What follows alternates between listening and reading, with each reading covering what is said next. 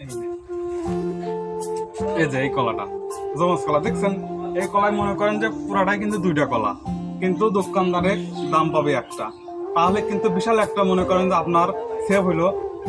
আর এই জন্য মনে করেন বিশেষ করে আমি সবসময় এটাই খুঁজি, দোকানে যাই, যেখানে যাই, সেনে যাই, বাজারে যাই, খালি আগের দেখি যে জমজ কলা আছে নাকি, কারণ জমজ কলা মনে করেন যে চান সেরকম আমার জন্য সেই পর্তায় দেয়।